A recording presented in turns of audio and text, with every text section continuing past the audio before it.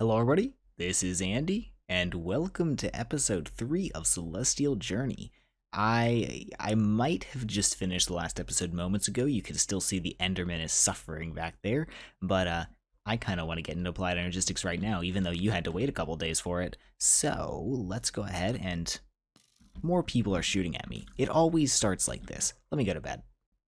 Okay, energy acceptor and crystal growth chamber can go right there. And let's connect it with a little cable, and hopefully that will connect. No, why not? I think it's facing the wrong way, actually. This way? No. Apparently, it only wants to connect to the bottom. And who am I to judge? So, device online, that should mean that we can now begin to work with this. So let's put a little thing around there. We need to give it a bucket of water on top of it. And now if I make some fluke seeds, and let me do that really quickly. I actually conveniently only have 2 flukes crystals left and no charged Certus. So we're gonna need to make this bad boy. And I think this can just be plugged directly into RF, same as the inscriber. So I'll probably just throw this right here. Maybe not. Maybe it can only accept from the bottom.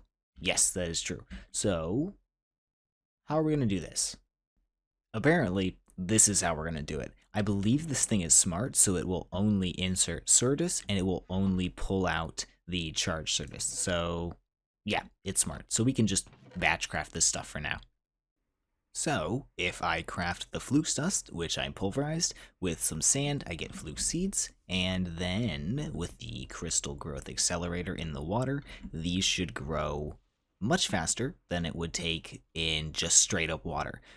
In straight up water, I believe I said it was somewhere around 12 to 16 to 20 hours. At this rate, we're going to apparently also take forever. Oh no. I might just have to leave these for a little bit and we can work on something else. I figured while we wait, might be worthwhile to upgrade these drawers so they don't overflow. I think I'm going to need slightly more than 12 void upgrades, but we're pretty close, just 2 more for the time being, I think. Unless there's some new stuff in here, which there's not. I think we've pretty much rolled all of the drops that are possible from the mobs that spawn in there so far, so I think we're doing quite good on the maximum amount of items that are going to be in that drawer system. Also, most of this stuff I don't particularly care when it starts to get voided. However, I'll store a bunch of these 2 things. Let's say a bunch of that stuff. A bunch of ender pearls for sure. I'm going to actually upgrade that as much as I can. And let's save a bunch of bones are cool. In that time, maybe like 5-ish minutes, we've gotten to 58%, which is significantly better than 10 hours, 12 hours, but still not great. We're going to need more crystal growth accelerators eventually, but for now, this is quite good. I think these crystals are done, actually. Oh god. Why does this keep happening to me? I've gotten blown up quite a few times. I did throw... Where are they now? The Certus quartz seeds, because we're going to need some pure Certus in order to make a couple of things, but those are going to take quite a bit longer. I'm making a bunch of logic circuits because we need a bunch of those as well in the IMI interfaces in both of the cores. Other than that, the IMI interfaces are actually really simple to make, so we're well on our way. I'm going to make 24 of these and 1 singular engineering processor because I only have one diamond right now. But that will allow us to make 1 IMI controller and set up the system properly. Okay, so there is 1 IMI controller. I believe we will have the same subnet and mainnet type system I'm using in Greg Tech New Horizons if you're watching that series. However, for now, I'm just going to have the 1 and it's going to go right there. A little bit of crafting, and there's the illuminated panel, the IMI terminal, and I can almost make this. I can make both of those crafting tables, I just need to make a couple of calculation processors, and the main thing that's waiting for is the Certus seeds. They're only at 75%, so we're almost done. I also made 9 ME interfaces. 8 of those are going to turn into storage buses, which is really nice. Now, do I have dollies in this pack? Oh, dolly. No. Do I have a chest transporter? No. Do I just have to literally break these chests and move them where I want them? Because that's very annoying. A little bit of crafting later, and there is the ME crafting terminal. I had to wait for those pure Certus quartz crystals to finish up, but now I should be able to put this down, and our network has a little bit of power. I don't believe energy usage of ME storage or the Planet Energistics system is raised in this pack, so we shouldn't really have any issues doing things. However, I need to get an initial chest over there so I can start shoving things into the network. And I think that's literally just going to have to be done by me spilling a ton of items on the ground. This looks like my least important chest, so can I have the actual chest, please? Thank you. And then I think I can just do this. Yes, this should work. Putting all your things into the ME system like this is one of the more satisfying things you can do. Everything just kind of becomes unified, and it's super, super great. And it looks like I ran out of storage because I forgot to place down the chest a couple of times. But that's quite alright because, you know, you place down the chest and then you have more storage. That's the beauty of storage buses. At the moment, this is little more than just a unified inventory, but it is going to make crafting much, much easier. And it will allow me to see things like how many ores I have pretty quickly. Huh. Okay, this is going to be great. This is very early to get a Planet Energistics, and I'm very happy about that. We don't actually have a lot of things. This is kind of sad. Next things next, let's deal with a little situation that I have created. And it looks like I've got a lot of ender pearls. This is pretty nice. We're going to want to storage bus this thing eventually, but for now, we don't have the ME system to do so. That's a diamond pickaxe. That's pretty cool. So what I want to do is I want to begin filtering out all of the drops in here that have durability and cannot be stored in drawers because of that. I'm not going to bother to repair them or anything. I don't know if we really have a way to, so we might as well get a chest and a huge filter to start storing things in there with a match on wait, no. I don't remember what we're supposed to match on. I'll figure that out later. Instead of going for Ender IO, I've actually gone ahead and used the extra utilities filter because this thing is actually quite large, and I think you can like nest these filters, which is pretty cool. I don't know what that is, but yeah, this should work. Okay, I have no idea what I was doing last time. It has been an entire day, but let's get going on some stuff. I did do a couple of things. I upgraded my chests. I went mining and got a bunch of things as well as a bunch of extra ore. I made a couple of machines like the redstone furnace. I decorated that just a little bit with the chisel so it doesn't look quite as bad, and I also made slime boots. I made a little bit of stuff for getting started into agricraft because it's just about time for that. I'm considering getting some of these agricraft specific seeds because they're actually not that bad at getting resources, and it would be an easy way to get infinite resources for the time being. However, since I have a lot more resources now, let's go ahead and set up the basics of the ME system, including the P2P network. I believe we're going to be able to start auto-crafting soon. The main challenge with auto-crafting in this pack is actually the pattern recipe. The pattern recipe includes 6 electrical steel, which is not necessarily expensive at this point. It's just very, very slow to craft. So we will want to background craft electrical steel as soon as possible. So, like I said, this ME network is going to be set up in the exact same way as the one in GregTech New Horizons. For now, we're just going to have 4 main network ME controllers, 1 ME controller to carry our channels through the base. Basically, this system compresses the channels into these, like, The way these P2P tunnels work is they will compress all of the channels in this face, which is 32 whole channels, down into one channel so they can be transferred throughout these like dense conduits to places where you need them. You then need to use another P2P tunnel on the output side to uncompress the channels and use them elsewhere. Where that tunnel disconnects or like where it uncompresses things, it's effectively directly connected to this face, but it uses less channels in the interim. So I like to use this subnetwork in order to transfer channels because it's simply easier to keep track of where everything is going. As you can see, I have plugged the subnetwork in. IMI controllers actually directly accept power or they directly accept RF power. You don't need an energy acceptor. So we needed this thing before we were able to make the IMI controller because we needed to use it for the crystal growth accelerator. However, as you can see, this guy is lit up, this guy is not. That's because they're on different networks and we're not transferring power across the networks. So you can't transfer power through a P2P tunnel like in this way. You can't have networks connected like this goes into and flows through the P2P tunnel into the IMI interface. You can take power from this and send it into compressed channels and then out the other side, but it doesn't work through tunnels directly on interfaces like this. I don't know if that's very clear, but it makes sense in my mind. And we're getting attacked. Please leave me alone, spiders.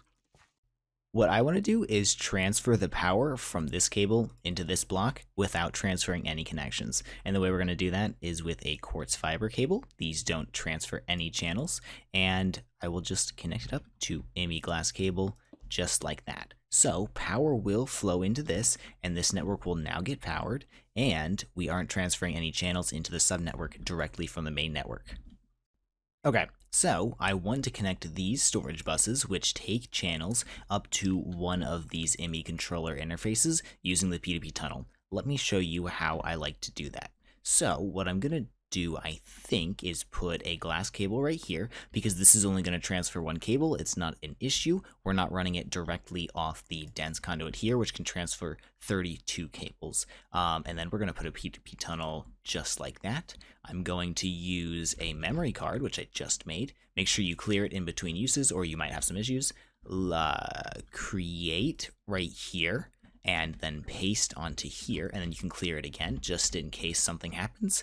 And then we can use channels over here. So what we want to use is basically throw some conduit. And if I just connect right there, these things should say device online. And if we go over here, we should be able to see that this is, we don't get to see how many channels we're using here, which is something of an issue.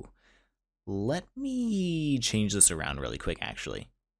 So what I'm going to do is I'm going to connect a smart cable here first, because this doesn't have, like weirdly enough, Applied Energistics in this version doesn't have the same functionality as Applied Energistics in 1.7 does, where you can literally just look at the channel or look at the conduit and sneak, and it'll show you how many channels are in use. So we're going to use this in order to see just how many channels we're using in any particular face. I'm not going to connect one particular face up to multiple different points at any given point because I don't simply think we're going to need that in this pack. We can just make a bigger controller over here and add more P2P tunnels.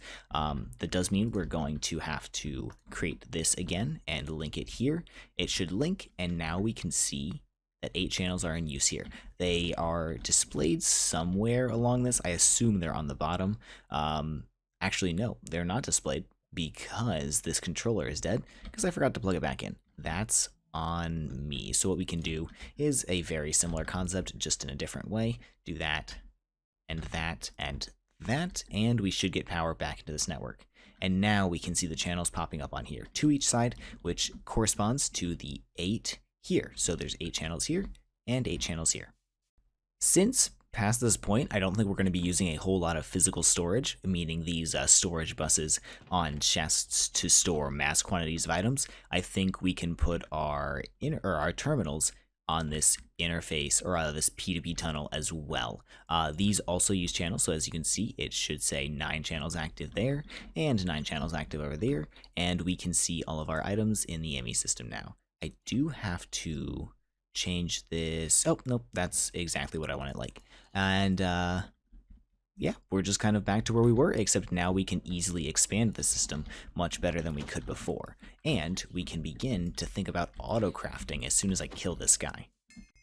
The other two terminals you need for Applied Energistics at this point in the game are the interface terminal, just like that. This will show all the interfaces on your network, including ones used for autocrafting and ones used for machines, and the pattern terminal, which is used, you guessed it, to make patterns. So what we can do now is, if I were to make, say, a couple of patterns, I think I should just be able to, let me craft, I don't know, maybe we can grab, I guess we can only get that many, and let me grab some of these 6 whole patterns. What I can do now is say I need to make more electrical steel. That seems to be an issue for me. So we'll change this over to processing. We'll go over to the electrical steel recipe we want to use, and we'll tell it to use this. Then what we need to do is go over to the machine that uses it. I've already set up this alloy smelter. If you want to auto push or use an alloy smelter most effectively with an IMI interface, set it to push-pull on the side the interface is on. It will auto-intake items using the IMI interface and then push them directly back into the interface and back into the network. So now if I go over to our network right here and say, only show me craftable, I want 30 of these, it will say, oh, I can do it, I just don't have a CPU to do it. So we need to make a crafting CPU. And for now, we'll probably go for a 1K storage and a couple of coprocessors. Another fun thing that you can do with the IMI interfaces in order to make your network a little bit cleaner is name them on an anvil. So you can see I've named this one compactor plates because I'm going to have 2 compactors, or maybe more eventually in the base, but for now I'll have 2, and this one will be used to make plates. We will also need one to make gears, which will require the gear working die augmentation. I just haven't made that one yet. I've been making gears by hand because it's pretty, it's exactly the same efficiency. Actually, I might never need a second compactor, but this is a bad representation of this. But if you ever have conflicting named machines that do completely different tasks, this is a great way to distinguish them. So if you look in here, it still says compactor plates. And yeah, I've just been setting up our machines to be on the network a little bit, even if they're not going to actually do any work for the time being. Alright, I've actually changed my mind. We're going for a 4K crafting storage, which should be able to... Oh, do I have all that stuff? I'm missing one calculation processor, and I don't have any pure Certus, and I think I've only got 2 Certus left, so this is kind of painful. Okay. Here is the 4K crafting storage, and I've kind of decided I'm going to skip the coprocessors for now because we're not going to have big recipes at the moment. It's not really going to matter if we can do more than one thing at once because we're going to be like requesting electrical steel, which is a one-step process right now anyways. So I just need to hook this up to the network. I have a little bit of dense left, right? Yes, I do. And now we should be able to go over to our interface and say, hey, give me a little bit of, not 11, electrical steel. Let's order 32, and it should, I now don't have enough silicon. Let's order 20 electrical steel, and it should get shoved into this guy right here. And it is working perfectly fine. The next thing we want to do is automate plastic production, or at least the tiny dry rubber production. I went ahead and used up a bunch of the coal I got from the mining trip I did. I initially had like 700 or something, but I smelted up some more silicon stuff. As you can see, there's a ton of it in here. And I got the 2 extra pieces of plastic that we need in order to make the latex processing unit. But it does require that we get into blood magic. So let's do that next. With this tank upgrade right here from normal to resonant, we can now get into blood magic. You guys missed a little bit of crafting, but I promise it was no fun and you definitely don't want to see it. There's the blood altar, and I believe the recipes are somewhat changed. We're going to need another one eventually for the runic altar, but I think that's pretty far down the line. This is a couple of ice or a couple of Divine RPG dimensions away. So what we're gonna need is to make the blank runes. We're gonna need either Endstone or I think Twilight Stone, which comes from the Icekia dimension. Sorry, it's Frozen Stone, but this does come from the Icekia dimension. I think Twilight Stone comes from one of the other dimensions. I'm just gonna vein mine some of this, and we can get into blood magic. Ow, ow. So my thoughts are that I'm going to expand all of my automations, maybe not even machines, just like automations in general, whether it be magic or whatnot, because I know we will have a bunch of those eventually, this way. So I will flatten all this terrain. Am I getting snuck up on? I thought I heard a zombie. Flatten all this terrain, make it nice and grassy, and then we'll have lines just like this, full of machines, doing processes for us. So why don't we put our magic stuff a little bit this way? So this controller is going to be, I think, a 5x5, which means it's going to expand out into this chunk a little bit. So let's start doing blood magic a little bit further back this way. Maybe this chunk? I think this chunk will be okay.